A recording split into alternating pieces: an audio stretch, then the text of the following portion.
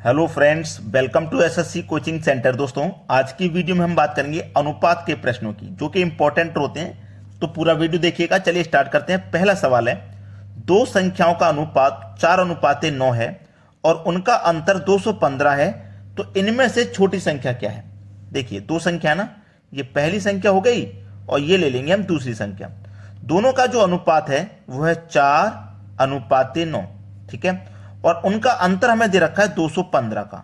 देखिए दोस्तों, जब आपके पास अंतर होता है तो आप अनुपात का भी अंतर करते हैं। अंतर है तो अनुपात का अंतर, योग है तो अनुपात का भी योग, एलसीएम है तो अनुपात का भी एलसीएम, ठीक है। अब हमारे पास अंतर है ना, तो हम अनुपातों का अंतर कर लेंगे। तो 9 और 4 का अंतर कितना आ जाएगा, 5। तो इस अंतर में अनुपात के अंतर से डिवाइड कर देंगे। चलो डिवाइड कर दो। 5 चौके 20, 1 बचेगा 15, 5 त्रिक 15, 43 बार में कट गया। पूछ रहा है इनमें से छोटी संख्या ज्ञात करो। तो जो अनुपात में छोटा होगा वही संख्या छोटी होगी। अनुपात में छोटा 4 है तो पहली वाली संख्या छोटी हो जाएगी। तो 43 का मल्टीप्लाई 4 से कर दो, कितना हो जाएगा, 4 त्रिक 12 का 2, कैरी का 1, 4 चौके 16 और कैरी का 1 17, यानी कि 172 हो जाएगी छोटी संख्या जो पूछ रहा है आपसे। 172 पहला ऑप्शन सही जवाब। 172 क्या हो गया, प्रश्न का बिल्कुल सही जवाब। अब देखते हैं अगला प्रश्न। अगला प्रश्न है, यदि a अनुपात b बराबर 7:9 और b अनुपात c बराबर 5:7, तो a अनुपात c क्या होगा। आपके पास है a अनुपात b अनुपात c, ये तीन व्यक्ति हैं। चलो लिख लेते हैं। a का मान कितना है, 7, तो a के नीचे a का मान लिख लो 7। b का मान है 9, तो b के नीचे b का मान लिख लो 9। लिख लिया ना। अब आगे जब चलेंगे तो b का एक और मान है 5, तो b का मान है तो b के ही नीचे लिखेंगे उसे, ठीक है, इतना क्लियर है, b के ही नीचे लिखेंगे। अब मान है c का 7, तो c के नीचे लिखेंगे, c के नीचे लिखेंगे, लेकिन यहां पे नहीं, ये दूसरी लाइन चालू होगी तो इसके सामने लिखेंगे, ठीक है, 7। यहां तक क्लियर हो गया ना। अब पूछा क्या आपसे, a अनुपात c क्या होगा। कोई बात नहीं, अभी निकाल लेते हैं। ये जगह जो खाली बची है इसके बराबर वाली संख्या लिख लेना 9, ये जगह खाली इसके बराबर वाली लिख लेना 5। 7 पच्चे 35, 9 पच्चे 45, 9 सत्ते 63, ठीक है। हमसे पूछा है ए अनुपात सी, ए अनुपात सी पूछ रहा है केवल, तो ए का कितना निकल के आया 35, सी का निकल के आ गया 63। अब ये किसी संख्या से कटेगा तो हम इसे काट के क्या करेंगे, छोटा करेंगे। देखिए 7 से कटेगा, 7 पंजे 35, 7 निम 63, यानी कि 5:9 प्रश्न का बिल्कुल सही जवाब है, जो कि हमारे पहले ऑप्शन में दिया गया। क्लियर है ना सभी को। चलिए अब देखते हैं अगला सवाल। अगला प्रश्न है, यदि a अनुपात b बराबर 3:4 और c अनुपात b बराबर 4:5, तो a b c क्या होगा। a b c क्या होगा। a का मान लिखिए, a का मान 3 है तो a के नीचे लिखेंगे, b का मान 4 है तो b के नीचे लिखेंगे, ठीक है, इतना क्लियर हुआ। अब आगे आपको c का मान दे रखा है 4, तो c के नीचे लिखना है। c का मान 4 है तो c के नीचे लिखना है। अभी दूसरी लाइन चालू नहीं हुई है, पहली ही लाइन है, और पहली ही लाइन में c का मान पूछा तो पहले ही लाइन में लिख दो 4। अब b का मान है 5, तो b के ही नीचे लिखेंगे b का मान 5, ठीक है, इतना क्लियर हो गया सभी को। क्लियर हो गया ना। अब देखो, जब ये जगह खाली बची है और अभी ये जगह खाली बची है, तो क्या करोगे आप, ये जगह खाली है, ये जगह खाली है, इनके बराबर वाली संख्याओं को लिखोगे।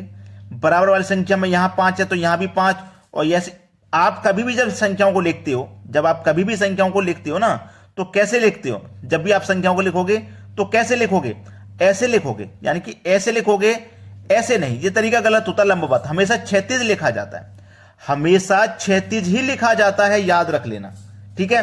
अब यहां पे देखो क्या था, a अनुपात b, a का मान 3 था 3 लिखा, b का मान 4 था 4 लिखा। अब बाद में देखो c का मान आ गया 4, b का मान आ गया 5। यहां पे देखो पहले b का मान है, ये रहा मेरा b का मान मेरा एक 4 था, b का मान दूसरा 5 है, तो b के ही नीचे लिखूंगा मैं 5 को, b के ही नीचे तो लिखूंगा 5, और c का मान मेरा 4 है तो c के नीचे लिखूंगा, तो यहां पे लिखूंगा मैं c का मान 4, ठीक है। c का मान मेरा कितना है 4 है, तो यहां पे लिखूंगा 4।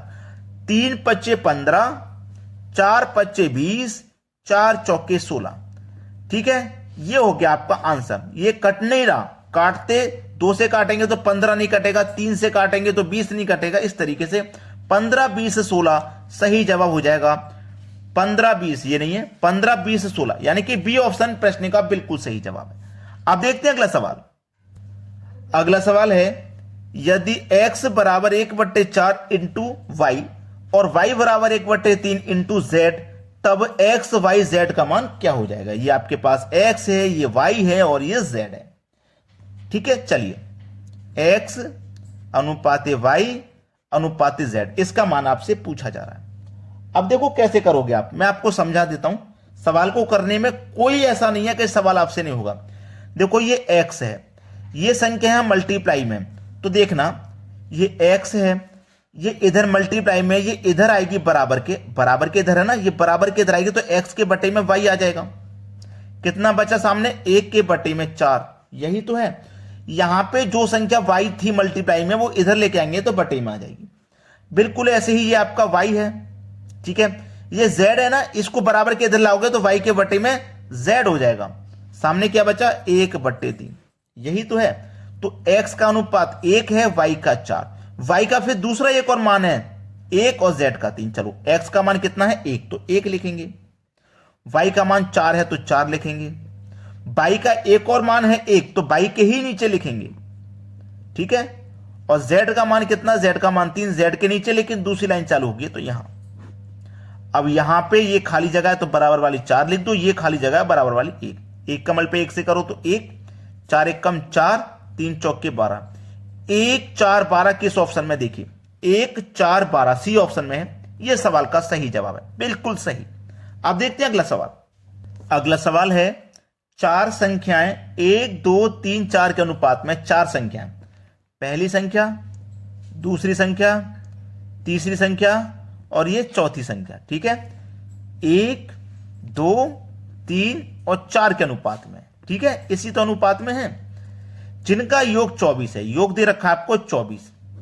ठीक है, तो पहली और चौथी संख्या का अनुपात क्या होगा। देखिएगा, जब आपके पास योग है तो आप क्या करोगे, अनुपातों का भी योग करोगे। इतना तो क्लियर है ना। जब योग है तो 4 और 3 7, 2 और 1 10, तो इस योग में अनुपात के योग से आप क्या करते हो, डिवाइड करते हो। क्लियर है इतनी बात, यहां तक किसी को कोई दिक्कत नहीं होनी चाहिए। यहां तक आपको किसी को कोई दिक्कत नहीं। आपसे पूछ रहा है पहली और चौथी संख्या का औसत क्या होगा। पहली संख्या और चौथी संख्या का आपसे पूछ रहा है औसत क्या होगा। देखना, मैं आपको जो सिखाने वाला हूं आप उसको सीखिए। कि 24 में हम क्या कर रहे हैं, 10 से डिवाइड, यानी कि आपको मैं क्लियर करूं कि आपके पास जब योग 24 है तो अनुपात का भी मैं योग करूंगा। अनुपात का योग निकल के आ रहा है 10, यानी कि 10 अनुपात बराबर 24 की है, समझ लेना।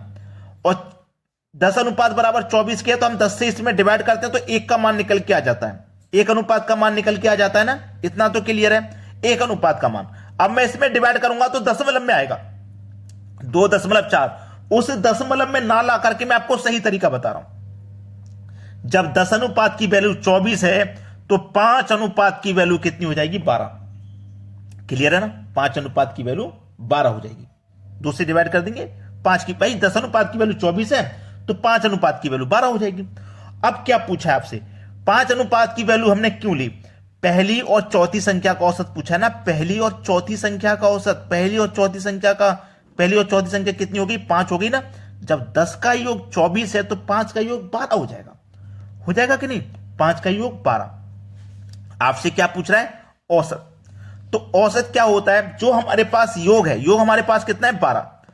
योग हमारे पास कितना है, 5 मतलब 2 संख्या ही तो है, पहली और चौथी। भाई इनका योग है अनुपात में 5, रियल में 12। संख्या कितनी है, 2, 1 और ये 2 संख्या ही तो है।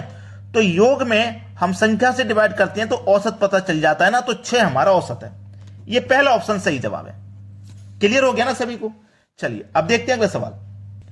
अगला प्रश्न है, 2 संख्याओं का योग 45 है, उनका अंतर 15 है, तो उनका अनुपात ज्ञात करें। 2 संख्या, एक संख्या को मैं x ले लेता हूं, दूसरी संख्या को y, और दोनों का योग दे रखा है हमें 45, और उन्हीं दोनों संख्याओं का यानी कि x और y का हमें अंतर दे रखा है 15। उनका हमें अनुपात पता करना है। चलिए 1x और 1x मिलकर के 2x, प्लस का वाई माइनस का वाई कट जाएगा, 45 और 15 हो गया 60। 2 से कटा दो 60 को, 30 बार में कटेगा, यानी कि x की वैल्यू हो गई आपकी 30। x की वैल्यू हो गई 30। अब देखना x का मान कितना है 30, तो 30 में मैं कितना जोड़ूं कि 45 हो जाए। भाई 30 में मैं कितना जोड़ूं कि 45 हो जाए, 15 जोड़ूंगा, तो मुझे y का मान 15 पता चल गया। ठीक है, x और y, x का मान 30 है, y का मान 15 है, दोनों का पूछा अनुपात 15 एकम 15, 15 दूने का 30, 2 अनुपात 1, सही जवाब 2 अनुपात 1, बी ऑप्शन बिल्कुल सही हो गया। अब देखते हैं अगला प्रश्न। अगला प्रश्न है, यदि 3x बराबर 5y बराबर 4z हो तो x y z का मान क्या होगा। देखिए आपके पास जो वैल्यूज हैं वो है 3x बराबर 5y बराबर 4z। ठीक है, अब x के साथ में 3, y के साथ में 5, z के साथ में 4। अब इनको आप पहले अनुपात में चेंज कर लीजिए।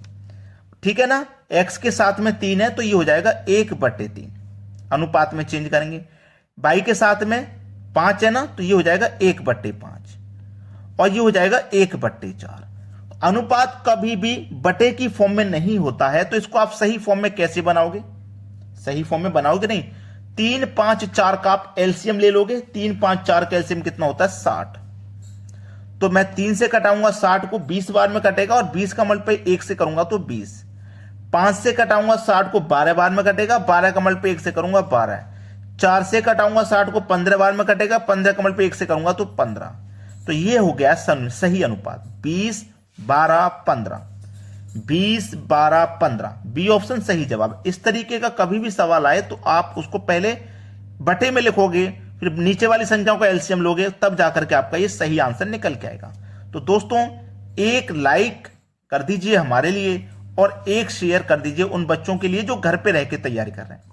वीडियो कैसा लगा कमेंट बॉक्स में जरूर बताया करें। ठीक है दोस्तों, धन्यवाद।